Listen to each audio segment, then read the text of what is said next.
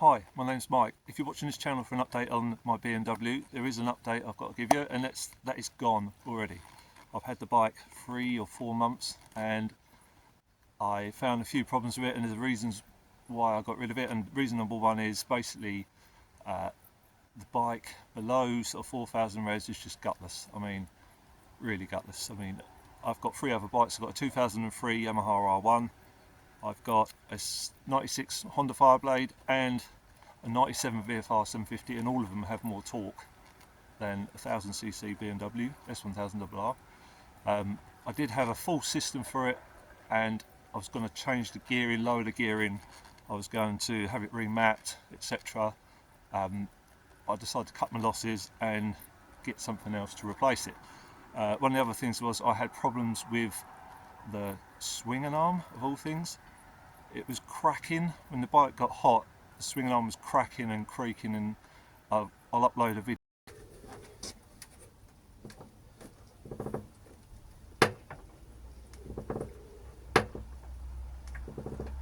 So one of the next reasons is I had clutch judder, of which BMW mechanics told me to have the first service done, run it for a while, see if the judder goes away. It didn't go away.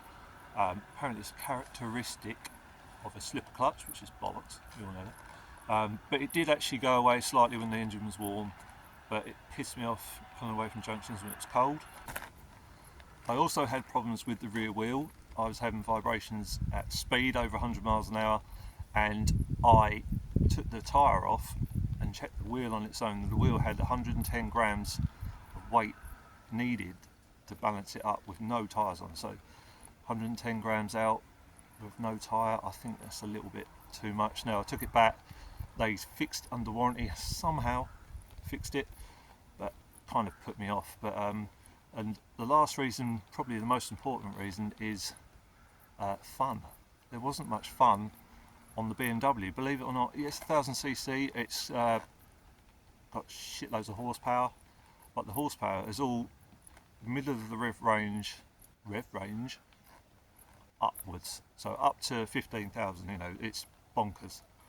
But on the road, I live in Essex in the UK, and the roads are pretty shit, as you can see, and usually there's loads of traffic and you can't really access the fun part of the S1000, which is bouncing off the limiter and getting it real high up in the rev range. So I kind of miss having the torque, and when I went into my garage, I quite often chose the 96 Fireblade over the BMW to go for a ride. So that kind of said something really, so I had to go. So I want something newish. So I've got a new sports bike, which is similar sort of age, similar sort of power, but has bags of torque and bags of characteristics. And I don't know if you can guess what it is, but I'll give you a clue. It's Italian. Let me show you.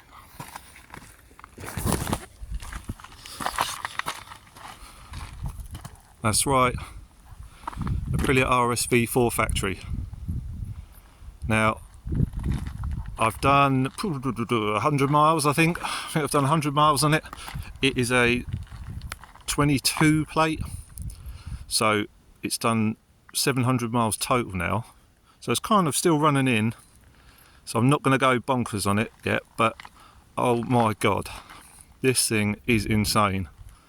I mean, I miss torque, and now I've got torque for days. This thing is just bonkers.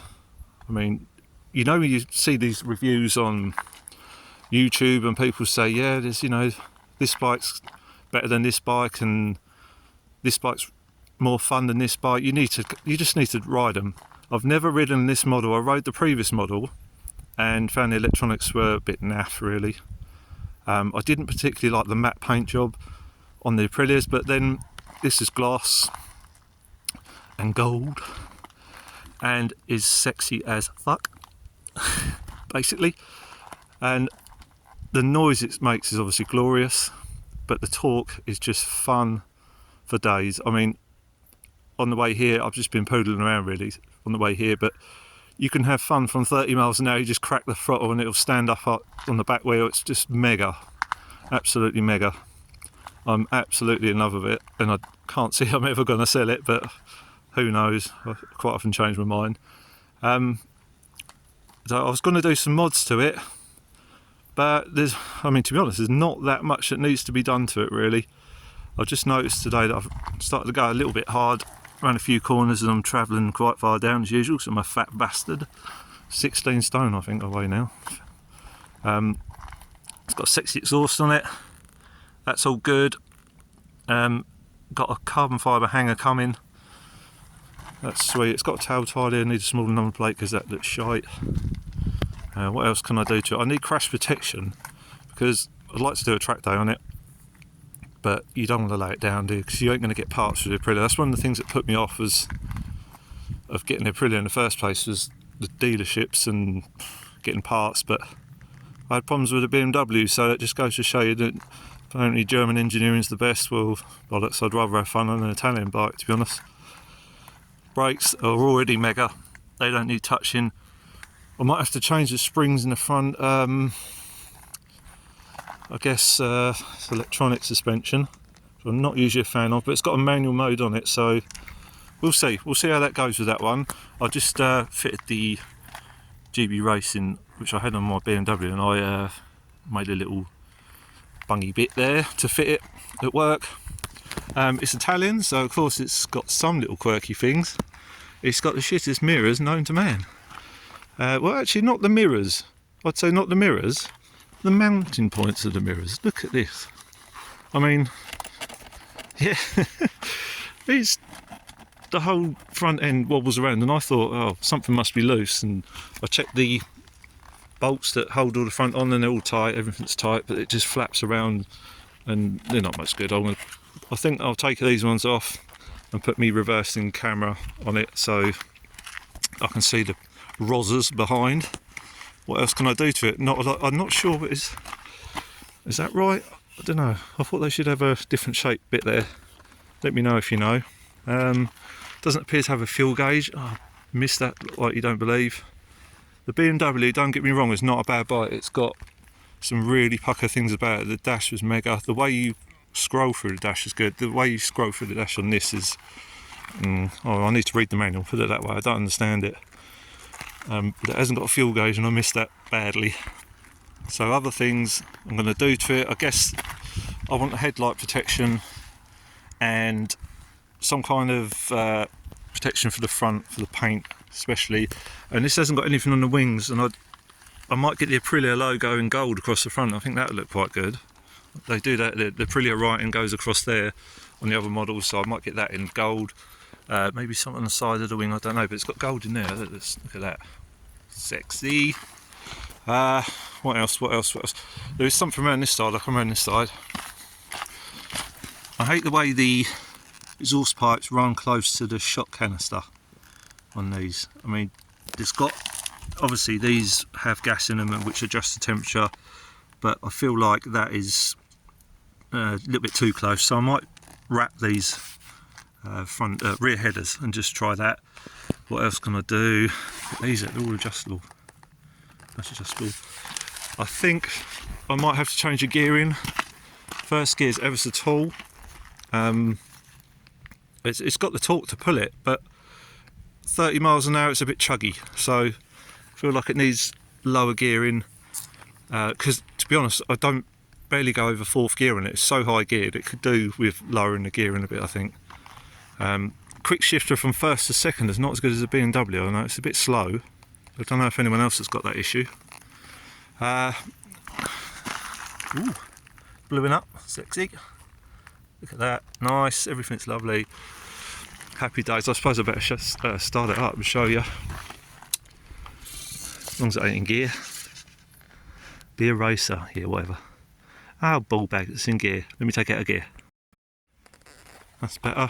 As I'm not a proper YouTuber, I'm not prepared as usual, so it's in neutral. It's alright.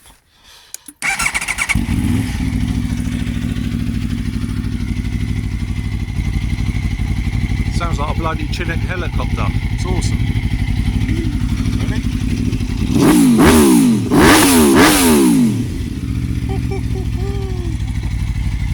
Sick.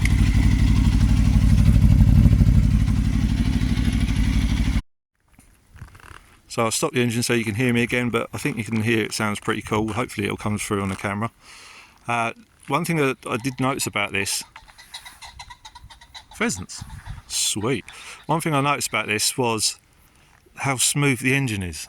I mean, super smooth. Like, you wouldn't believe how smooth it is. It chugs when you're sitting at a traffic light. You can feel it chugging up and down because it's a V4, and it's wicked. But when you're riding along, it's so smooth. The engine, it's deceptively fast. You don't feel like you're going fast because it's so smooth.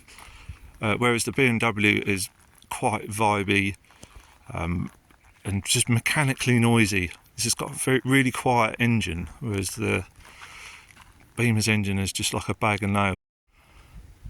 So subscribe to my channel if you want to see what I'm going to do to this, and hopefully if I get a chance I'll take it on track and see if I can spank me lap times from my other bikes. But I'm getting older now, 45 now, so you never know. Maybe I'll just get a faster bike. Just keep buying faster bikes to keep the lap times up, eh? See you soon.